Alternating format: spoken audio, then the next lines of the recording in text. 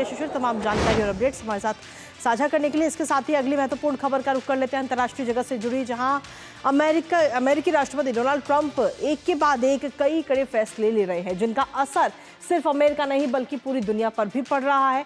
बीती रात अगर हम बात करें तो ट्रंप ने कनाडा और मैक्सिको पर टैरिफ लगाने की जो ऐलान है वो कर दिया है, जिसके बाद में अब आज से कनाडा और मैक्सिको पर 25% टैरिफ लगाया जाएगा। इसके साथ ही चीन पर 10% अतिरिक्त टैरिफ भी आज से ही लागू हो जाएगा। और ट्रंप ने टैरिफ की घोषणा करते हुए ही कहा है कि इसमें देरी की कोई गुंजाइश नहीं है। हालांकि इससे पहले अगर हम देखें तो 1 महीने का समय दिया गया था। वहीं ट्रंप के ऐलान के बाद उत्तर अमेरिका में ट्रेड वॉर का खतरा भी अब बढ़ चुका है और ट्रंप के बयान के बाद अमेरिकी शेयर बाजार में भी गिरावट देखने को मिली। टैरिफ पर ऐलान के बाद मैक्सिको की मुद्रा पैसे और कनाडाई डॉलर दोनों में भी गिरावट दर्ज की गई है। इसके अलावा कनाडा, मैक्सिको और चीन पर लागू होने पर क्या होगा, इसका पूरी दुनिया पर असर करेंगे बात। लेकिन उससे पहले एक नजर खबर से जुड़े हुए कुछ अहम बिंदुओं पर। तो जहां आपको बता दें कि 3 देशों पर आज से टैरिफ है। अमेरिका की तरफ से जहां कनाडा और मैक्सिको पर 25% टैरिफ का ऐलान किया गया है। इसके अलावा चीन की अगर हम बात करें तो चीन पर 10% अतिरिक्त टैरिफ लगाने की बात कही गई। हालांकि चीन पे पहले ही 10% टैरिफ लगाया जा रहा है और अब 10% और लगाया जाएगा, यानी कि कुल मिलाकर 20% टैरिफ अब चीन पर लगेगा। ट्रंप ने देर रात ये बड़ा ऐलान किया गया है टैरिफ को लेकर के। और इसके साथ ही डोनाल्ड ट्रंप ने कहा है कि किसी भी प्रकार की कोई अतिरिक्त छूट बिल्कुल नहीं दी जाएगी। हालांकि इससे पहले अगर हम देखें तो 30 दिन की मोहलत जरूर दी गई थी। इसके साथ ही ट्रंप ने कहा है कि अवैध फेंटानिल व्यापार को रोकने में चीन विफल रहा है। चीन से कहा गया था कि इस ड्रग व्यापार जो है उसको रोका जाए और जब वो विफल रहा तब ये फैसला लिया गया। यूएस में तस्करी और अवैध इमिग्रेशन पर भी रोक इससे कहीं ना कहीं लग पाएगी आने वाले समय में। टैरिफ प्रतिस्पर्धा से व्यापक व्यापार युद्ध का खतरा लेकिन सीधे तौर पर बढ़ता हुआ नजर आ रहा है। अब ऐसे में कनाडा की तरफ से क्या कुछ कहा जा रहा है, एक बार उसको भी नजर डाल लेते हैं।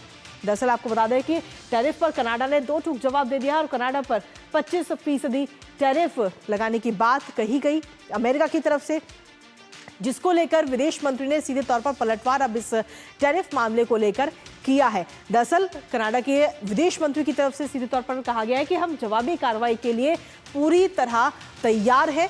जब टैरिफ लगाया जाएगा तो हम इसका जवाब भी जरूर देंगे।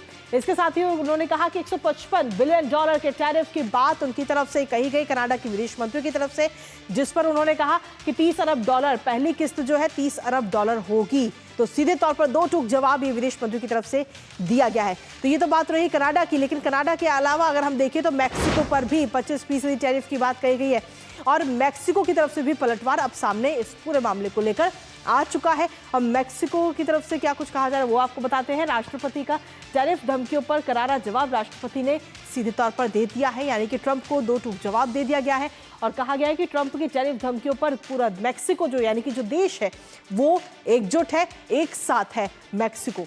तो ऐसे में ये बात कही गई है और मैक्सिको ने जवाबी योजना भी अपनी तैयार कर ली है इस टैरिफ वॉर को लेकर के।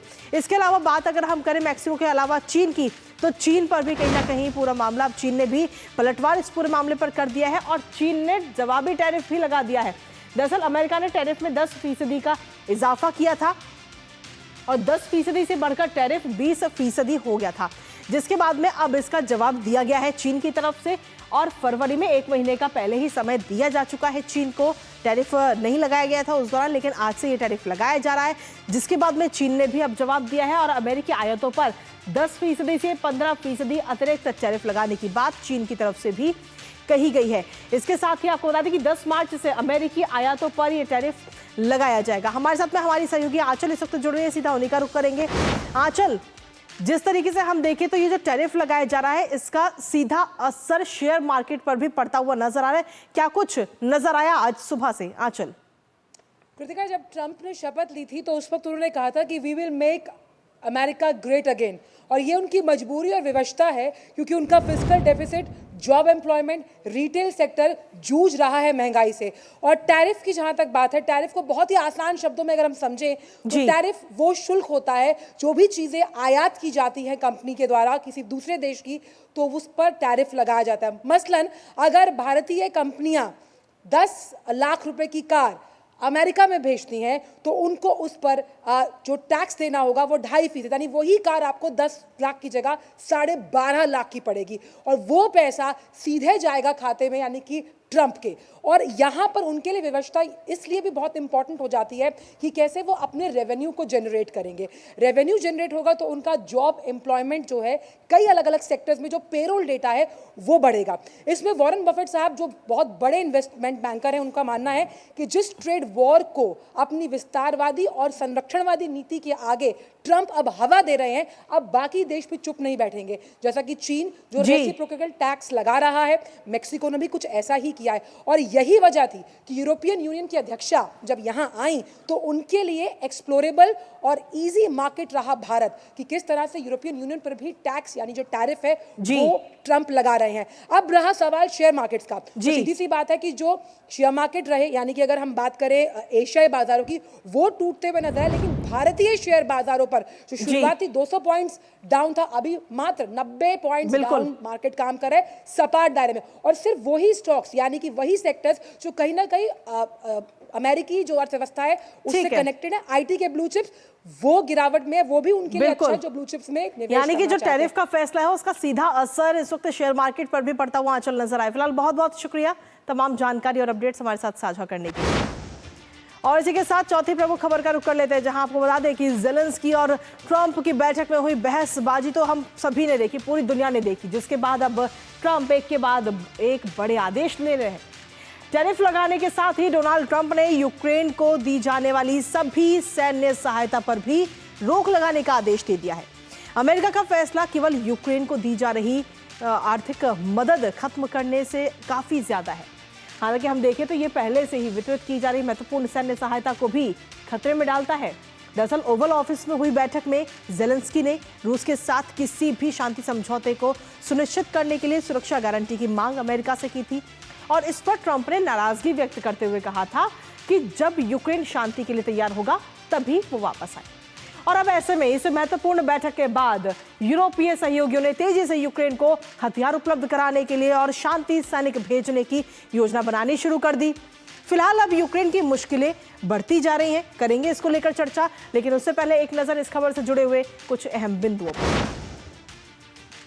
तो कहीं ना कहीं जो वीडियो सामने आया था अब उसका असर देखने को मिल रहा है। ज़ेलेंस्की को ट्रंप से जो बहस हुई वो अब भारी पड़ती हुई नजर आ रही है और कहा गया है कि अब मदद नहीं मिलेगी। अमेरिका ने जंग में दी जाने वाली जो सैन्य मदद है जो अभी तक यूक्रेन को दी जा रही थी, उस सैन्य सहायता को रोकने का सीधे तौर पर यह आदेश अभी इस वक्त दे दिया गया है, जो कहीं ना कहीं काफी मुश्किलों में इस वक्त ज़ेलेंस्की को डाल सकता है। इसके साथ ही अगर हम देखें तो व्हाइट हाउस ने मदद रोकने की ये पूरी जानकारी दी, यानी कि जो अभी तक हेल्प की जा रही थी इस जंग से लड़ने के लिए, वो अब हेल्प नहीं दी जाएगी।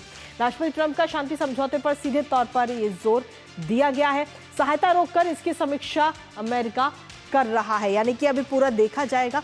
इसके साथ ही अगर हम देखें तो और क्या कुछ चीजें इस पर निकलकर सामने आ रही है, एक बार उस पर भी नजर डाल लेते हैं। पुतिन की को सीधे तौर पर हम देखें तो जहां एक तरफ यूक्रेन से दूरी हो रही है, लेकिन पुतिन के साथ नजदीकी बढ़ती हुई नजर आ रही है। रूस और अमेरिका से मिलने के रूस को दरअसल अमेरिका की तरफ से एक बड़ी राहत मिलती हुई नजर आ रही है। तल्ख संबंधों में बहाली के लिए प्रतिबंधों में छूट रूस को दी जा सकती है। साथ ही आपको बता दें कि व्हाइट हाउस ने गृह और वित्त विभाग से ड्राफ्ट तैयार करने के लिए सीधे तौर पर यह बात कही गई है कि इसका पूरा जो ड्राफ्ट है वो तैयार किया जाए। इसके अलावा अगर हम देखें तो पूरी सूची तैयार की जाएगी छूट देने के लिए, किन किन चीज़ों में छूट रूस को दी जाएगी। आगामी दिनों में अगर हम देखें तो रूस के साथ में अमेरिका चर्चा कर सकता है, यानी कि एक तरह से देखें तो यूक्रेन से तो दूरियां हो ही रही हैं, यूक्रेन पर एक के बाद एक आदेश लगाए जा रहे हैं, टैरिफ लगाया जा रहा है, लेकिन वहीं दूसरी तरफ रूस के साथ मजबूती नजर आ रही है, संबंध बेहतर होते हुए नजर आ रहे हैं। हमारे साथ में हमारे सहयोगी अखिलेश इस वक्त जुड़ रहे हैं। अखिलेश सुमन, सीधा उनका रुख करेंगे। अखिलेश, क्या कुछ ताज़ा अपडेट है आपके पास में इस पूरे मामले को लेकर, क्योंकि रूस और यूक्रेन के इस युद्ध में अब अमेरिका कहीं ना कहीं रूस का सपोर्ट करता हुआ नजर आ रहा है और यूक्रेन से काफ़ी दूरी और बहसबाजी का वो वीडियो तो हम सभी ने देखा। देखिए, जो सबसे महत्वपूर्ण बात यह है जो अभी अभी खबर आई है कि यूरोपियन यूनियन ने $600 बिलियन मतलब 600 बिलियन डॉलर का एक डिफेंस प्लान अनाउंस किया है, जिसको कि उन्होंने रीआर्म यूरोप कहा है। और इस रीआर यूरोप को 5 चरणों में लागू किया जाएगा, जिसका एक मुद्दा अपना यूरोप की भी सुरक्षा सुनिश्चित करनी है और दूसरा यूक्रेन को भी सहायता देनी है। तो एक पहली बात हुई। उसमें यूरोपियन यूनियन ने यह भी घोषणा की है कि सदस्य देशों को जरूरत के मुताबिक डिफेंस रिक्वायरमेंट को और मजबूत करने के लिए 150 बिलियन यूरो का कर्ज दिया जाएगा। तो एक दूसरी बात है। तीसरी बात यह है कि वो चाहते हैं कि डिफेंस में इन्वेस्टमेंट के लिए जो बहुत ही स्ट्रिक्ट नॉर्म्स रहे हैं यूरोपियन यूनियन में, उन नॉर्म्स को थोड़ा सा सरल बनाना है, थोड़ा सा नर्म करना है, ताकि जो इन्वेस्टर्स हैं, प्राइवेट इन्वेस्टर्स, वो यूरोप की डिफेंस इंडस्ट्री में जल्दी से जल्दी इन्वेस्ट करें। तो ये 3 जो है बातें अभी तुरंत आई हैं। उसके अलावा जो चौथी बात ये आई है, जो अमेरिकी सूत्रों से हम बात कर रहे थे, उनका कहना है कि देखिए, जो बाइडन जो पूर्व राष्ट्रपति थे अमेरिका के, उनका जो पूरा प्लान था कि यूरोप को किसी भी तरह से हराना है। जो डोनाल्ड ट्रंप है, उनका जो पूरा रुख इस बात पे है कि किसी भी तरह से वहां शांति स्थापित करनी है। और इसी लिहाज से उन्होंने यूक्रेन को मदद देनी बंद की है, घोषणा की है, क्योंकि अगर वो मदद देते रहेंगे तो यूक्रेन लड़ाई लड़ता रहेगा और रूस उसका जवाब देता रहेगा, तो कभी शांति स्थापित नहीं होगी। बिल्कुल, इस जंग का कहीं कोई खत्म ये जंग होती हुई नजर आएगी ही नहीं, ये बात जरूर कही जा रही है, लेकिन फिलहाल देखना होगा कि इसका क्या कुछ नतीजा निकलकर सामने आता है। बहुत बहुत शुक्रिया अखिलेश, तमाम जानकारी हमारे साथ साझा करने के लिए। तो लगातार इस खबर पर भी हमारी नजर लगातार बनी हुई, लेकिन इसी के साथ फिलहाल न्यूज पंच मुझे और हमारी टीम को दीजिए अनुमति। कल सुबह 10:30 बजे फिर होगी आपसे मुलाकात कुछ और महत्वपूर्ण खबरों के साथ। तब तक के लिए नमस्कार।